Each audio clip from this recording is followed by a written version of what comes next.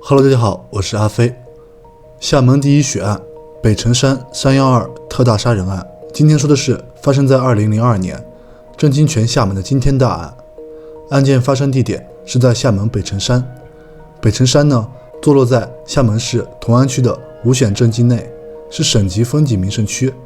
景区里有著名的12龙潭瀑布，在雨季水多的时候，更是声波震耳，气势雄宏。就在龙潭瀑布上方100米处，有一个小小的山洞，名字叫龙泉洞。这个洞啊，本来是游客爬山的时候，在中途纳凉休息时最好的一个去处。但是没想到，就在2002年，一起惊天大案就在这个山洞里发生了。2002年3月3日的时候，北辰山已经是春天了，一派欣欣向荣的春日气息，引来了不少游客。3月12日下午，负责在景区保洁工作的2个大婶一路扫着路面，一路走上山来。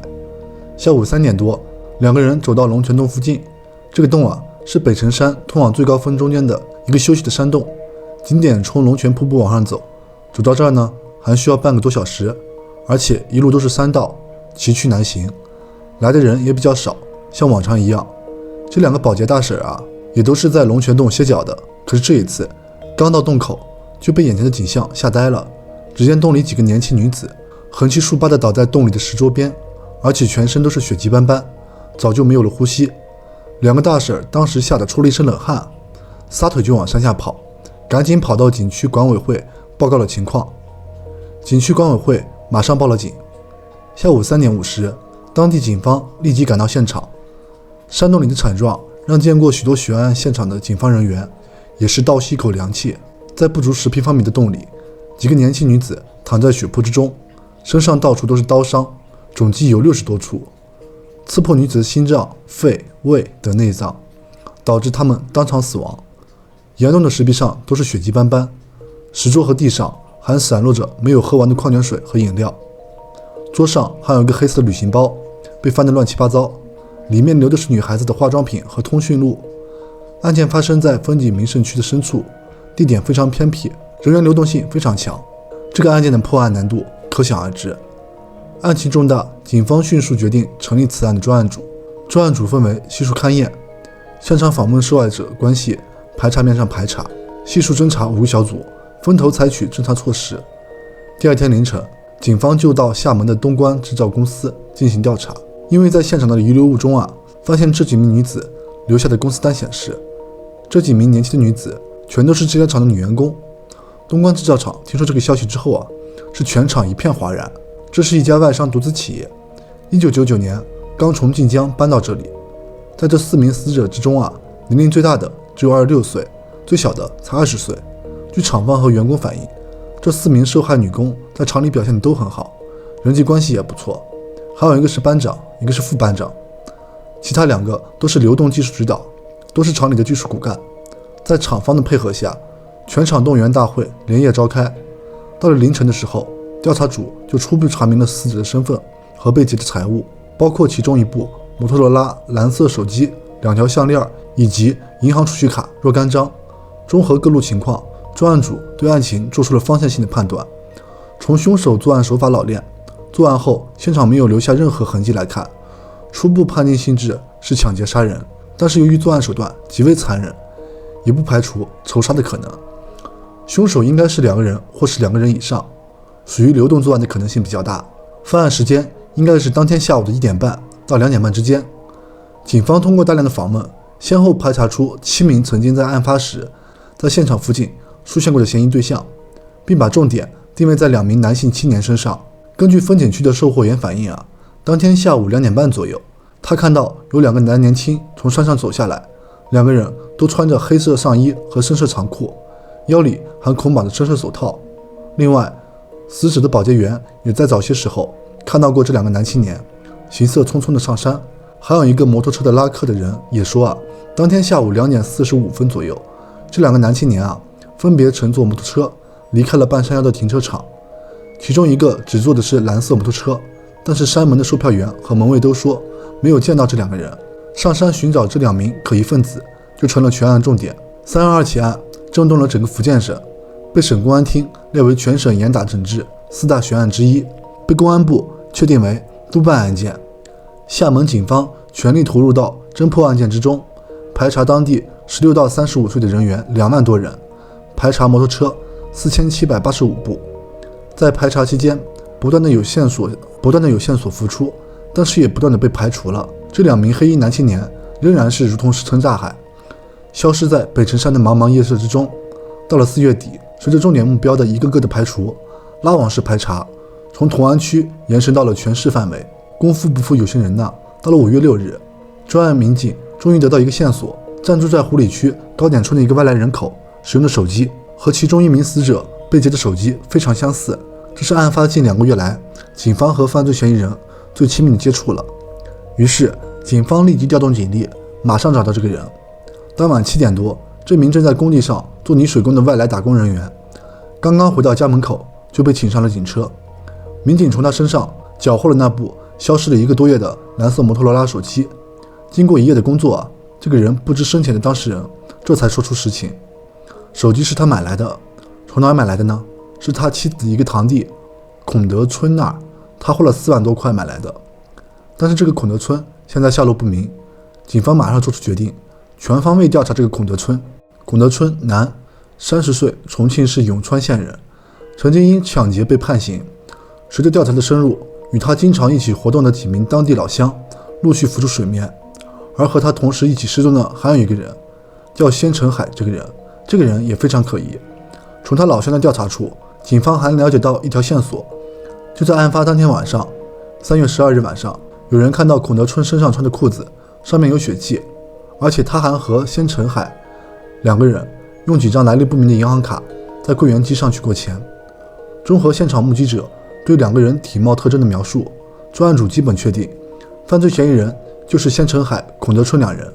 根据对2人的社会关系和潜在的落脚点分析，专案组决定兵分5路进行追击，分别去福州、广西、湖南、广东以及重庆。5月10号傍晚，在广西北海市一个住宅小区门口，3个穿着 T 恤短袖的男子径步走进了小区口的一家小菜馆，坐了下来。这家小菜馆很小，没有什么客人。这3个男子目光如炬。这个时候，一个30左右的女人从厨房里走出来招呼客人。这个女人这是孔德春的老婆魏淑琴。专属反映孔德春很有可能回北海找老婆，于是就在这个小菜馆对面设下了埋伏，守株待兔。赶到这里的4名警察包下了正对川菜馆的小旅社临街的房间，4个人分成3班，一刻不停地轮流盯着小店的动静。但是漫长的10天过去了，依然没有发现犯罪嫌疑人的动向，而去其他地方的追捕小组也纷纷反馈回来很有价值的线索。去连江的一路发现这2个人到过连江，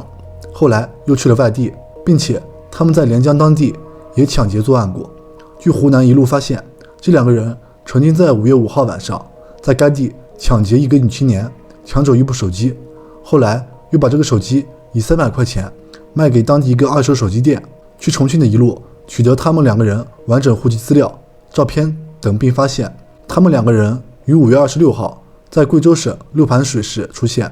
并继续实施抢劫，抢走了手机和小灵通各1部，以及1400多元现金。综合分析得出这样的结论，这2个人呢都选择当地的风景名胜区偏僻处实施抢劫，手法与312案件极为相似。但不同的是，2个人作案的时候都戴上眼镜进行伪装，其中一个人还穿着迷彩服。指挥部分析，根据这2个人的踪迹，应该是沿着福建省去云南的铁路移动的，因为以前这2个人说要过去云南买枪，于是追捕小组沿着入镇公路一路前行。5月29号到达曲靖市陆良县，这个县城周围有2个风景区。警方分析，他们的作案目标按习惯来说应该还是在风景区，而就在位于2个风景区中间呢，当地有一个人民广场，在这个地方游客比较多，应该会是2个人选择的落脚点，所以警方马上在人民广场一带架网埋伏。厦门警方在当地警方的配合下，找了一片树荫蹲点，眼睛盯着每一个进出广场的人。当天下午1个小时、2个小时都过去了，仍然不见目标的踪影，一直到下午6点多，太阳已经落山了，广场的人也渐渐多起来。侦查员的眼睛都看得有点酸了，但是不敢有丝毫懈怠，生怕稍一闪失就放过了目标。就在下午6点40，远远走过来2个皮肤黝黑、身材瘦小的男子，从广场那边走了过来，坐在石凳上，其中一个人手里还拿着一部手机。警方的侦查员这时候发现那是一台崭新的银灰色的手机，而且拿手机的人穿的是一件迷彩服，正是受害人描述过的那种迷彩服，这两个特征完全吻合。几名侦查员看准了机会，顿时扑了上去。这两个人被当地摁倒在地，等他们反应过来以后，拼命的侦查，说抓错人了。但是警方立即声明自己是厦门警察，一听是厦门来的，这俩人吓得当场就软在地上了。他们怎么也想不到，跑到千里之外，仍然逃不过恢恢法网。这两个人正是全体专案组苦苦寻觅77天，在厦门同安北城山抢劫杀害4名年轻女性的杀人恶魔。5月31号下午3点40，千成海、孔德春被押解回了厦门。据他们交代3月11号，他们来到了北城山景区，还在当地买了2把单刃的尖刀。当天下午先去北城山踩点，到了第二天3月12号中午，他们看到有4名年轻女子上山，于是就一路尾随，跟到了龙泉洞。现在4名女子正在洞里休息，两个人当即持刀冲进洞里，打在洞口，威胁着4名女子。钱成海先用刀刺伤了1名女子脸部和另一名女子的上身，然后威逼被害人交出钱，并且搜身翻包，逼迫被害人说出银行卡上的密码。为了杀人灭口，两人又残忍地用刀把这几名女子全都刺死。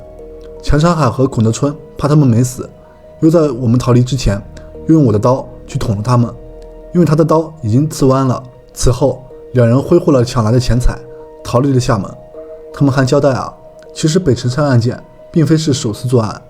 在此之前2月23号晚上，两个人还伙同另外一名案犯，在当地金榜山公园的尼古安附近持刀抢劫了2名女子。除了抢走1名姓肖的女子携带的290多块钱现金之外，他们还用菜刀砍伤了姓肖女子的左手背，并用布条把2名受害人的手脚捆绑，嘴也缠住，然后逃离现场。2002年5月12日，钱长海有同伙另外1名同伙在浙江金华金木大桥北端持匕首将坐在江边的1男1女杀死，并抛尸江中，抢走2名被害人的手机等财物。在逃离途中，两人除在浙江杀人之外，还辗转全国各地，通过持刀威胁或砍伤被害人等暴力手段，先后在广东、湖南、贵州、云南等地抢劫10几人，作案6起。